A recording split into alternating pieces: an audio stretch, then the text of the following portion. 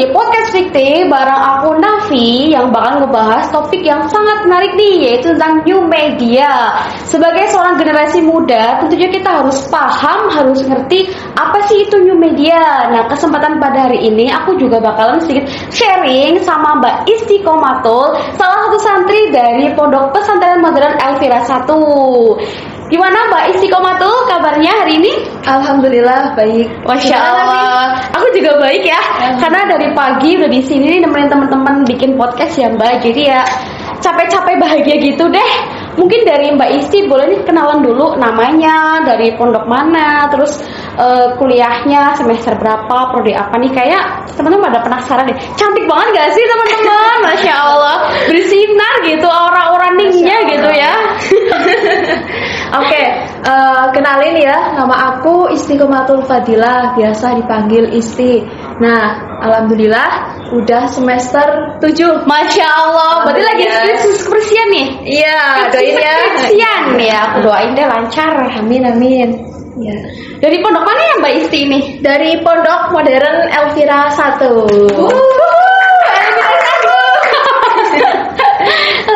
Kuliahnya di UIN dong. Jelas. Asalnya mana nih Mbak? Asal Cilacap asli. Cilacap asli. Iya. Ngapak ya berarti? Iya, orang ngapak, orang Kepen. Oh betul sekali. Kebetulan juga aku asli Cilacap nih teman-teman. Jadi sebenarnya kita tuh tetanggaan gitu ya Mbak ya. Iya. Kebetulan Mbak Isti ini juga tetangga kamar aku di komplek. Jadi kita ya udah deket gitu lah ya, chemistry-nya insya Allah gitu ya. Nah siang hari ini kita itu bakalan ngebahas tentang new media nih Mbak Isti. Apa tuh? Nah gini kan, jadi seorang santri kan menurutku itu banyak banget hal-hal yang pro dan kontranya nih ya. Apalagi sekarang kan teknologi udah maju banget nih. Nah menurut Mbak Isti sendiri nih pandangannya sebagai seorang santri gitu ya, new media itu gimana sih Mbak menurut Mbak Isti itu? Pertama itu kita harus tahu apa itu new media. Oh iya benar sekali dong. Sebagai orang yang awam kita harus tahu apa itu new media. Betul. Ya, jadi new media itu perubahan secara skala besar. Wow. Jadi kan ada yang namanya old media dan new media. Ih, bener banget tahu, bener banget, iya bener banget, bener. Nah, perubahannya itu nggak melulu dari yang misalnya nih, kan ada televisi, tahu televisi? Tahu dong, ya. televisi. Nah, televisi zaman dulu itu bentuknya tabung, gede Ya, kan, benar, segede gaban. Ya. Nah, kalau zaman sekarang itu televisinya tipis ya, flat banget. Nah, tapi yang namanya new media itu bukan perubahan teknologi yang tadinya bentuknya gede jadi tipis Kecil, gitu ya, bukan kayak gitu. Jadi new media itu perubahan skala besar. Skala besarnya itu dalam aspek penggunaan produksi media, kemudian dari distribusi media dan konsumsi medianya juga. Nah, yang pertama itu dari aspek produksi media. Nah, kalau zaman dulu itu produksi media kan biasa diproduksi oleh seorang yang namanya jurnalis. Nah, kalau sekarang semua orang itu pun bisa memproduksi yang namanya media. Misalnya nih, saya membuat status. Nah, status itu misalnya kayak yang lagi viral sekarang, Palestina, Israel gitu kan. Betul banget. Nah, itu juga bisa dikenal dengan apa?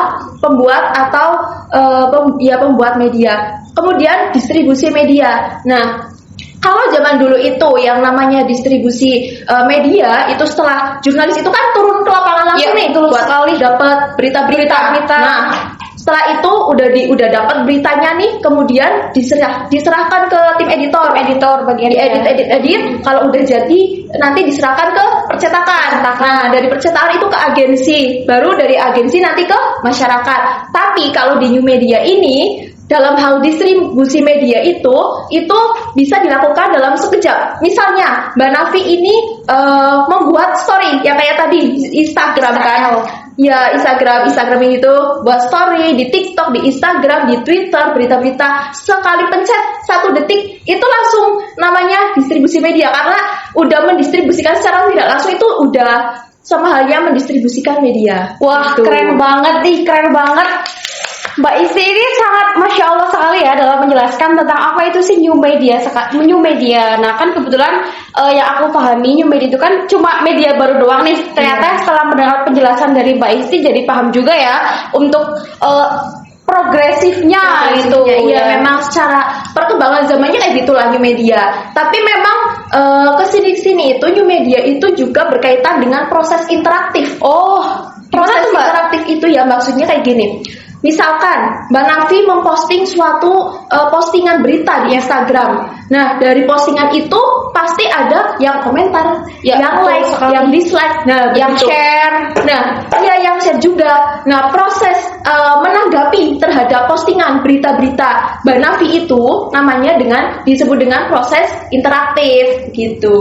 Itu juga disebut dengan new media. Nah, kemudian menurut santri ya, dari segi pandang santri, new media itu ya perkembangan suatu media yang melibatkan proses internet. Nah, sebagai generasi milenial ya, generasi milenial, kemudian generasi Gen Z sebutannya tuh itu kan lagi viral-viralnya menggunakan internet, menggunakan media maya gitu. Oke, baik. Penjelasan dari Mbak Esti menurutku sangat keren sekali ya. Langsung ke intinya, tapi bisa dipahami. Nah, sekarang nih, kan ada tuh istilah kayak ada seorang santri yang mondoknya di pesantren Salafi, ada istilah juga yang mondoknya di pesantren modern. Nah, yang kita tahu itu kan untuk Elvira satu sendiri termasuk dalam pesantren yang modern. Nah, Mbak Esti nih sebagai seorang santri, apa sih dampak yang signifikan banget sebagai seorang santri dengan adanya new media ini nih? Sebagai santri itu sangat-sangat berdampak Mbak Nafi. Ya, contohnya kayak gini. Kan kalau misalnya di pondok-pondok Salafi itu kan dibatasi ya, pemakaian alat elektronik gitu bahkan ada yang sama sekali nggak bisa pakai ya, malahan bukan dibatasi lagi, dilarang gitu ya. Betul. Nah, kalau alhamdulillahnya di pondok modern itu udah diperkenankan gitu memakai alat komunikasi seperti handphone, laptop dan sebagainya buat menunjang aktivitas kesehariannya. Terutama kan saya ini kan gak hanya sebagai santri ya, tetapi mahasiswa sekaligus santri. Gitu. Jadi dalam sebagai seorang mahasiswa itu kan diperlukan banget tuh yang namanya alat-alat komunikasi ya kan, menunjang perkuliahan. Betul. Nah, di situ justru new media itu sangat berperan bagi santri, apalagi di santri modern gitu. Jadi dengan adanya new media ini bisa membantu mahasantri dalam menyelesaikan membantu tugas-tugas kuliahan gitu. Tapi kalau menurut Mbak Isti nih, biasanya itu kan santri identiknya dengan mengaji ya, nggak melulu kayak kuliah. Ya ada yang kuliah sambil mengaji, itu kan menurut aku berat. Maksudnya kita harus bisa bagi waktu dan segala macam nih. Nah, kalau seorang santri dan hadirnya new media ini, menurut Mbak Isti ini dampak secara positif ataupun negatifnya tuh lebih dominan yang mana sih Mbak? Kalau misalnya melihat dampak ya antara positif dan negatifnya, itu kan tergantung perspektif masing-masing santri. Betul. Kalau Mbak Isti nih, saya sendiri ya, itu 50-50 lah, balance 50-50. Tergantung bagaimana kita itu mengatasi dampak itu sendiri. Nah, bagaimana sih dampaknya? Kan emang lebih ada dampak positif, ada dampak negatif. Dampak positifnya ya gitulah, seperti yang kayak tadi perkuliahan dan lain-lain. Dampak negatifnya ya dengan adanya new media ini kita malah semakin terlena. Ya betul sekali. Begitu. Contohnya dalam aplikasi apa nih Mbak biasanya? Yang lagi viral kalau bukan TikTok. Ya bener banget sekarang banyak kan. 24/7 main TikTok non-stop. Pokoknya kalau HP itu belum habis baterai masih scroll terus. Betul sekali. Nah, dampak negatifnya apa nih Mbak dari aplikasi TikTok buat para santri nih? Nah, dampak negatifnya ya memang TikTok itu kan nggak cuma melulu dampak negatif ya, dampak positif. Banyak dampak positifnya itu kan bisa memperoleh informasi terkait media, apalagi zaman sekarang itu kan ada yang namanya AI. Kita bisa belajar teknologi dari situ. Nah, tapi tidak menutup kemungkinan itu TikTok memberikan dampak negatif bagi kita. Nah, dampak negatifnya apa? Karena dampak negatifnya salah satunya yaitu kita kebingungan dalam mengolah informasi. Betul sekali. Karena banyaknya konten-konten yang kita lihat berjam-jam bahkan ya tiap hari, itu membuat kita kebingungan memfilter mana sih yang seharusnya kita terapkan. Contohnya kayak gini Mbak Nafi. Misalkan saya kan suka nonton TikTok, jujur ya. Kayaknya semua orang itu yang punya HP itu pasti nonton TikTok sih Mbak. Apalagi sekarang itu yang lewat di FYP kayak yang kata-kata motivasi. Betul. Quotes itu kan. Apalagi yang set fight gitu ya. Nah, kalau ada FYP yang sedih, terus kita merasa relate banget sama aku nih, langsung tuh saling tautan, download, bikin story. Aduh, terus sekali. aku juga kayak gitu sih. Tapi itu berdampak buruk juga bagi kita loh.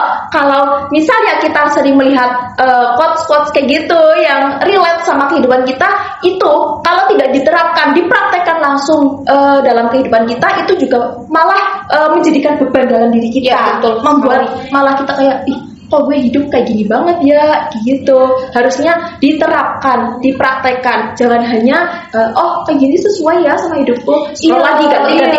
Tiap hari masa ganti motivasi. Betul mulu. banget. Jadi malah tambah kayak overthinking gitu nggak sih Mbak? Malah nggak baik buat mental kita sendiri ya. Betul sekali. Nah, selanjutnya nih sebagai seorang santri yang Santri lagi. udah santri mahasiswa. Keren banget ya, kayaknya istri dapat banget ya teman-teman. Amin amin ya Allah. Seberapa penting sih new media itu bagi santri dan mahasiswa gitu deh. Santri dulu deh bagi santri. Oke, seberapa penting new media bagi santri gitu? New media itu kan tadi yang terkait internet. Ya, betul. Bagi santri nih, santri itu kan identik dengan ngaji. Betul sekali. Ngaji setoran tiap jamaah hari, ya, non-stop. Nah, kalau misalnya kita itu kurang nih dalam misalnya di pondok, ustadz kita itu kurang, atau misalnya kita ada pemahaman atau kurang belajar gitulah terkait dari penjelasan yang dari diberikan ustadz, kita itu bisa memanfaatkan new media ini untuk menggali informasi-informasi, untuk menggali pengajian. Apalagi sekarang kan udah banyak lah ya berselan ustadz kayak di TikTok itu, di YouTube ya kan, udah banyak. Itu kita tinggal memanfaatkannya saja gitu. Nah, terus sebagai mahasiswa, gampangnya ya, dengan adanya new media ini, kita itu sangat terbantu loh teman-teman. Kenapa sangat terbantu? Bayangkan ya, orang dulu itu kan belum ada ya, akses internet itu belum ada, gimana? Bayangkan sulitnya mereka itu dalam mencari informasi. Misalnya nih kayak saya kan lagi skripsian nih. paling skripsi nih. Nah, dalam proses skripsi itu orang-orang dulu itu harus ke perpustakaan, ke sana kemari, ya kan? Cari perpus, cari perpus, buat cari referensinya. Kalau ngetik juga nggak bisa yang di laptop, maksudnya dia harus ke warnet, pakai komputer. Apalagi gitu kan. dulu itu zamannya mesin tik. Nggak kayak sekarang. Bayangkan kalau sekarang itu kan udah new media banget lah ya. Kita tinggal cari di internet, salin keyword apa, langsung metu jurnalnya semua, tinggal di copy paste ya kan, dibuat skripsi dan jadi begitu. Kayaknya pengalaman banget sih Mbak Isti nih. Ya alhamdulillah ya. Seperti itulah dampak positifnya ya buat kalangan mahasiswa khususnya. Apalagi ini saya sangat excited banget dengan adanya AI. Iya, itu gimana Mbak? Kalau menurut Mbak Isti itu untuk AI sendiri itu tuh sebenarnya kalau buat mahasiswa sendiri ataupun santri itu boleh nggak sih? Kalau menurut aku sih boleh-boleh aja ya, tergantung kita memanfaatkannya itu gimana. Soalnya kan emang AI itu membantu banget loh buat tugas-tugas. Banyak AI yang misalnya nih buat PPT itu gimana, terus buat cari referensi skripsi jurnal itu gimana, intinya banyak banget, itu bisa dimanfaatkan. Pokoknya di zaman yang ini, di zaman new media ini, kalian itu harus, teman-teman itu harus bisa memanfaatkan teknologi setinggi-tingginya lah, sepuas-puasnya, semaksimal-maksimalnya gitu. Ya betul sekali Mbak Isti. Nah tadi kan Mbak Isti sempat menyinggung nih new media bagi seorang santri itu bisa jadi media buat kita tambah ilmu, kayak semuanya kita belum paham atau keterangan yang diberikan oleh ustadz kita itu kita bisa nyari di ya kayak YouTube atau Instagram bahkan TikTok. Nah kalau menurut Mbak Isti nih kan namanya informasi dengan new media itu kan gerakannya cepat banget nih Mbak, informasi cepat banget tersebar. Sebagai seorang santri gimana sih mengatasi seorang ustadz yang di media sosial yang kayaknya tuh kayak modal ngomong gitu. Kita sebagai seorang santri itu memilihnya yang gimana nih? Santri dalam memilih gitu ya, memilih guru lah gitu ya. Kita tapi di media sosial gitu ya. Kita harus melihat gurunya dulu itu siapa. Kalau saran aku ya, buat cari-cari bahan kajian-kajian gitu di media sosial, di YouTube maupun di TikTok, di IG, itu cari ustadz yang emang udah berlabel gitu. Iya, berlabel. Sanad gurunya udah jelas, jelas gitu udah ya. jelas. Misalnya nih kayak Ustadz Abdul Somad, Ustadz Hanan Ataki, terus Ustadz Husein, Ustadz Agam, itu banyak banget sih. Tapi ya emang jangan menelan mentah-mentah semua informasi yang ada di media sosial, gitulah. Kita harus memfilternya. Nah, ini nih kan udah santri itu kan umurnya kalangannya banyak nih Mbak. Ada yang semester 1, semester 3, semester 5, bahkan sampai semester 7 nih. Nah, biasanya nih buat anak-anak maba yang masih baru banget nih kan masih bingung ya untuk memanage waktunya. Waktunya dia ngaji, waktunya dia kuliah, atau dia main HP, yang bahkan ada kasus sampai gak ngaji atau gak setoran karena dia kebanyakan main HP, scroll TikTok tuh. Nah, itu kalau ada fenomena yang kayak gitu berarti new media kan membawa dampak yang negatif. Negatif kan otomatis sebagai seorang santri atau anak muda itu kayaknya kebanyakan mengaksesnya itu aplikasi TikTok ya. Iya, betul TikTok sekali. sendiri. Nah, kemarin kan ada nih simpang siur tentang yang TikTok gak hanya buat bikin konten tapi juga buat jualan nih. Nah, menurut Mbak Is itu gimana tuh menyikapi simpang siur yang kemarin sempat ramai deh antara pemerintah dan juga para penjual-penjual di TikTok? Oh, oke. Menyikapi terkait jualan di TikTok kayak gitu ya. Kayaknya yang belanja di TikTok Shop juga santri tuh banyak gitu. Iya. Nah, aku juga termasuk salah satu dari yang belanja di TikTok Shop gitu.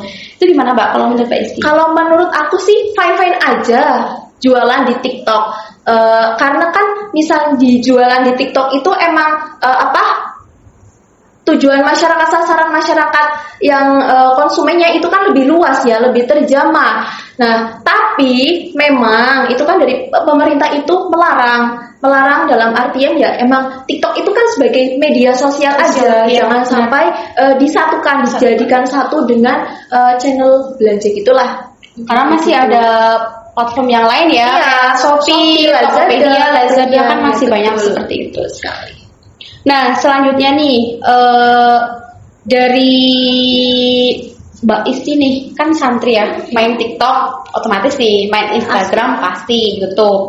Biasanya tuh kalau santri lihat konten-kontennya tuh yang emang Islami, harus banget Islami, atau yang FYP yang kalau menurut aku bagus aku tonton aja deh, kayak gitu sih Mbak. Kalau aku sendiri kalau aku sendiri jujur bebas aja sih, nggak harus. Misal aku santri, aku harus tontonnya yang selawatan atau konten-konten ceramah gitu, nggak harus. Ya Kak, balik lagi ke kita lah. Kalau misalnya kita mau lagi pengen nonton ya kayak konten-konten yang sholawatan, konten pengajian itu ya tinggal di kolom pencarian itu kan ada. Tapi kan kalau di FYP itu kan random kan, itu ya bebas-bebas aja sih, asalkan kita ya bisa membatasi, asalkan gak merugikan orang lain ya gak apa-apa ya. Aku setuju banget sama pendapat dari Mbak Isti. Jadi walaupun kita seorang santri nih ya, kadang-kadang kan tuh pandangan orang, santri nih harus yang alim, harus yang tontonannya harus yang Islami, beredukasi. Tapi kalau menurut aku itu kan hak asasi setiap manusia kan berbeda-beda ya. Betul. Tapi selama tontonan dia tidak menyalahkan aturan agama Islam, menurut aku nggak apa-apa. Masa kita sebagai seorang santri harus banget tentunya konten Islami? Kan kita juga kadang-kadang nonton yang musik atau hiburan-hiburan atau boyband mungkin. Yang penting kan jangan sampai over gitu lah ya Mbak Isti ya.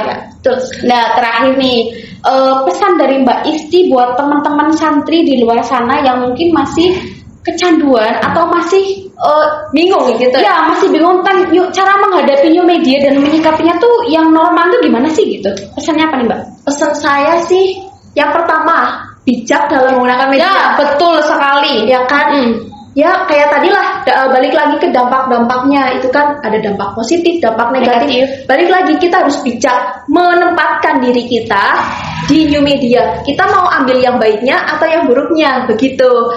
Terus yang kedua itu memanfaatkan pendidikan teknologi ya, karena kita kan hidup seiringan dengan teknologi ya, dengan new media itu kan.